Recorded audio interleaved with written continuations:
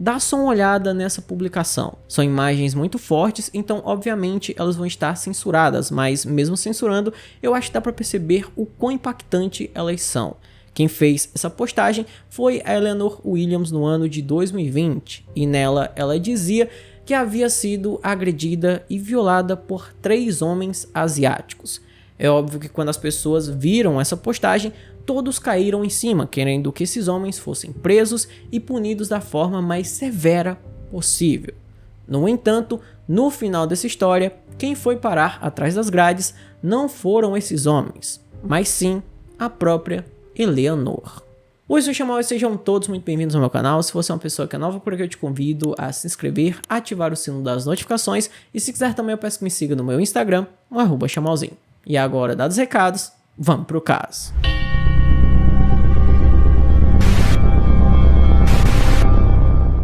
A Eleanor morava em uma cidade chamada Barrow-in-Furness, que é uma cidade muito tranquila, habitada basicamente por trabalhadores. Gerações de famílias viveram e trabalharam juntas nessa cidade. Era um local assim extremamente tranquilo, onde todos se conheciam. Então é óbvio que aquela postagem dela no Facebook alarmou toda a população, porque ninguém conseguia acreditar que alguém ali de sua comunidade tinha feito isso com a Eleanor. Só que antes de continuarmos nesse ponto, temos que voltar um pouco no passado para entendermos melhor quem era a Eleanor Williams. Eleanor morava com sua mãe, o padrasto e os irmãos em uma casa modesta. Ela fazia parte de uma família muito respeitada. Sua mãe, Alison, atuou como vereadora trabalhista e era considerada um pilar da comunidade.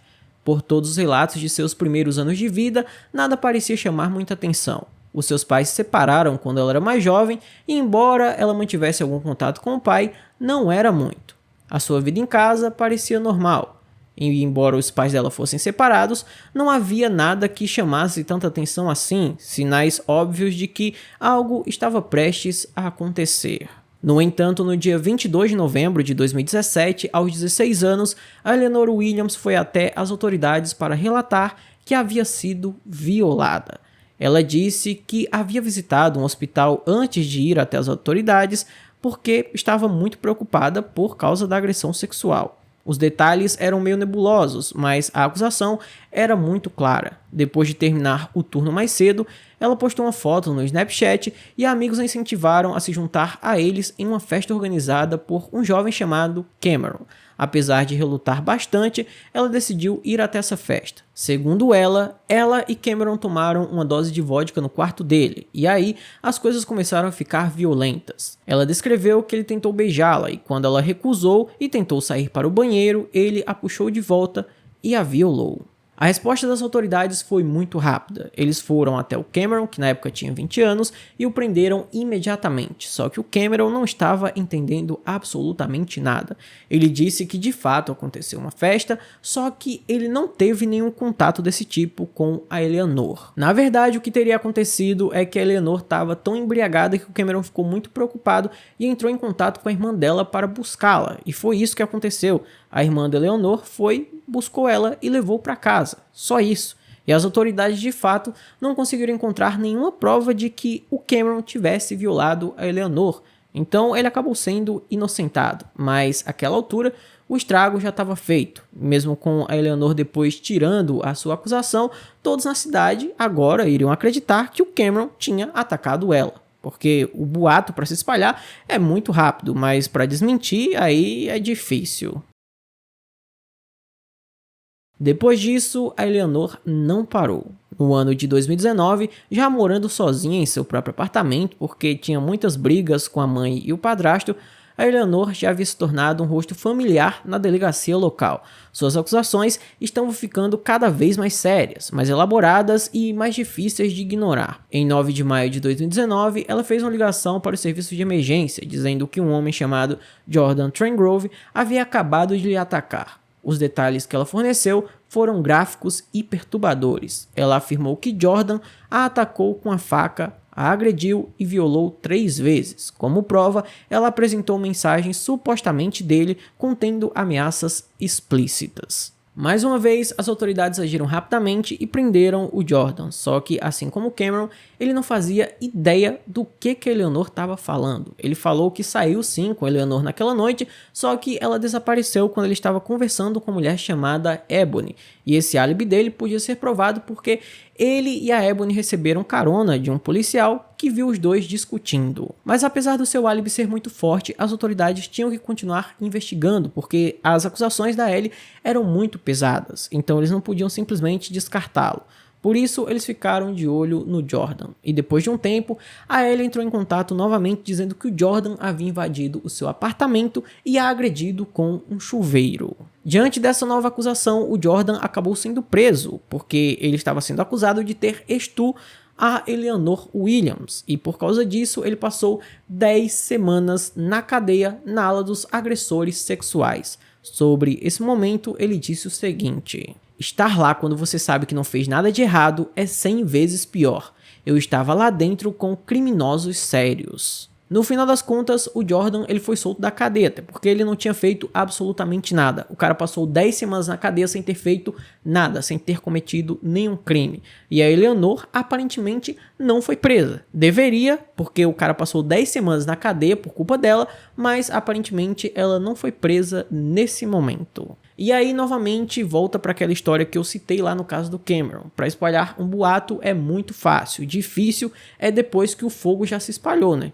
Porque ela contou essa mentira, o Jordan foi preso, ele passou 10 semanas na cadeia e quando ele saiu todo mundo acreditava que ele de fato era um agressor sexual. E isso, obviamente, é algo que taxa as pessoas em um nível que não dá para recuperar. E o cara tinha que lidar com isso sabendo que ele não fez absolutamente nada.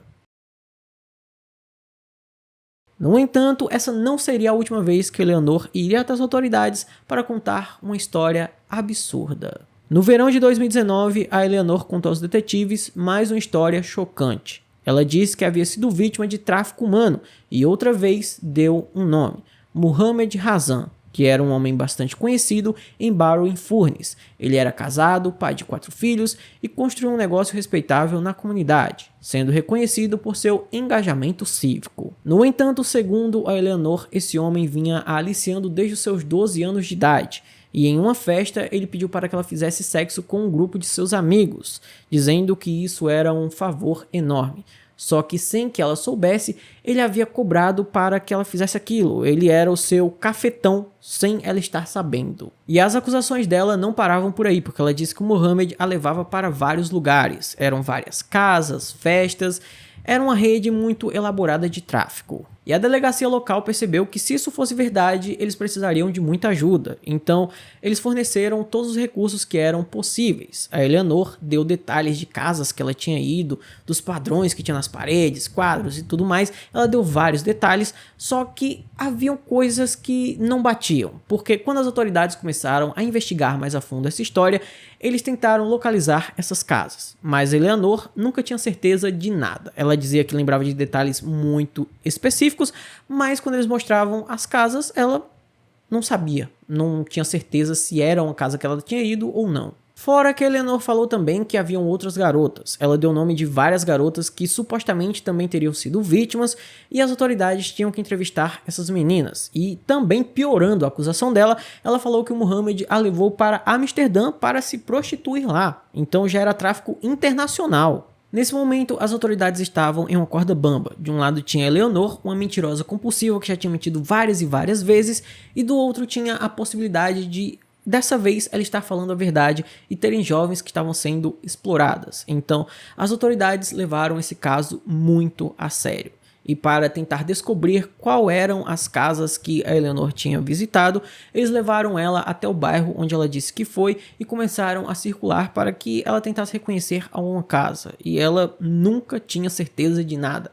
Ela não conseguia reconhecer nenhuma casa que tinha estado. Então a equipe de investigação decidiu abordar o caso de uma forma diferente. Eles começaram a checar os registros dos hotéis para as datas específicas que a Eleanor havia mencionado. E no Hotel Savoy, eles encontraram a sua primeira pista sólida, mas não era a pista que eles esperavam. De fato, a Eleanor Williams realmente havia reservado um quarto para o dia 30 de junho. No entanto, a reserva foi feita com o Booking.com 2 dias antes dela ir até o hotel. E as imagens das câmeras de vigilância contavam uma história diferente do que ela havia contado. As imagens mostravam a Eleanor fazendo o check-in sozinha por volta das 20 horas e 30 minutos. Uma hora depois, ela foi filmada por várias câmeras de loja, comprando um macarrão de panela com leite antes de voltar para o seu quarto. O sistema de cartões-chave do hotel revelou que após o seu retorno, a porta dela permaneceu fechada por quase 24 horas e durante o tempo em que ela alegou estar sendo levada para vários lugares onde foi abusada e traficada, ela na verdade estava logada no BBC iPlayer, assistindo vídeos no celular. Essa descoberta marcou um ponto de virada crucial na investigação. Pela primeira vez, os investigadores tinham provas concretas que contradiziam diretamente as alegações da Eleanor. Depois disso, os investigadores começaram a pressioná-la, dizendo que eles poderiam verificar os registros de voos e confirmar se ela de fato havia ido até Amsterdã com o Mohamed. Então a Eleanor começou a falar a verdade. Ela disse que o Mohamed não a levou até lá, ela realmente foi até Amsterdã, só que ela foi com a irmã e o namorado da irmã. Ele não a levou até lá e ela estava mentindo. Ela finalmente assumiu isso. Fora isso, quando as autoridades foram falar com as garotas que a Eleanor citou, todas elas disseram que não sabiam do que ela estava falando. Elas não faziam nem ideia daquela história. Então, finalmente, a máscara da Eleanor havia caído e ela iria pagar por tudo que fez. Nesse ponto, eu acho que é muito importante citar que tudo aquilo que vocês viram lá no início do vídeo, aqueles ferimentos e tudo mais, tudo aquilo foi feito pela própria Eleanor. Ela levou a mentira num ponto que chegou a se ferir daquele jeito só para dizer que havia sido atacada.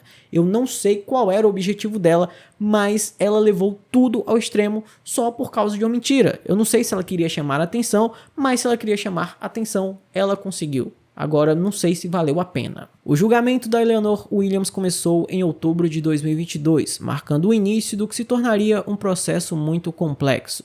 A acusação apresentou um número esmagador de provas que desmontou sistematicamente as alegações da Eleanor. Por meio de imagens de vigilância, análises forenses, depoimentos de peritos e análise digital, eles pintaram o retrato de uma jovem que orquestrou uma campanha extraordinária de mentiras, que quase destruiu várias vidas e também a paz de uma comunidade inteira. Porém, a estratégia da defesa era concentrada no estado mental da Eleanor. A doutora Lucy Bacon, psiquiatra forense que avaliou Eleanor várias vezes, a diagnosticou com transtorno de estresse pós-traumático complexo, resultante de traumas de sua infância. Ela testemunhou que Eleanor apresentava todos os sintomas principais, incluindo intenção suicida e uso indevido de substâncias.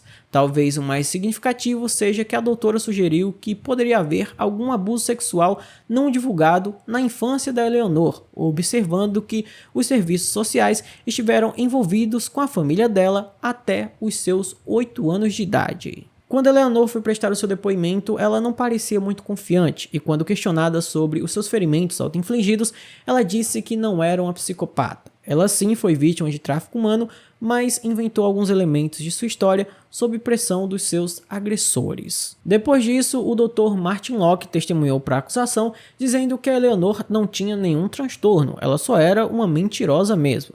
Mas a doutora Lucy Bacon disse que muito provavelmente a Eleanor não se abriu com ele porque ele era um homem e ela já havia recusado falar com homens antes. No fim, após 10 semanas de depoimentos, o júri levou apenas 3 horas e meia para chegar até um veredito. Eleanor Williams foi considerada culpada de 8 acusações de obstrução de justiça. A audiência de sentença foi tão dramática quanto o julgamento. As observações do juiz foram muito firmes.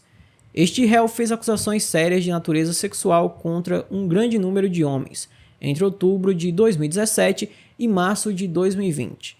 Estou perfeitamente convencido de que não havia base para ela acreditar que havia sido agredida sexualmente. O juiz detalhou todas as mentiras da Eleanor, os depoimentos falsos, as mensagens fabricadas e tudo mais.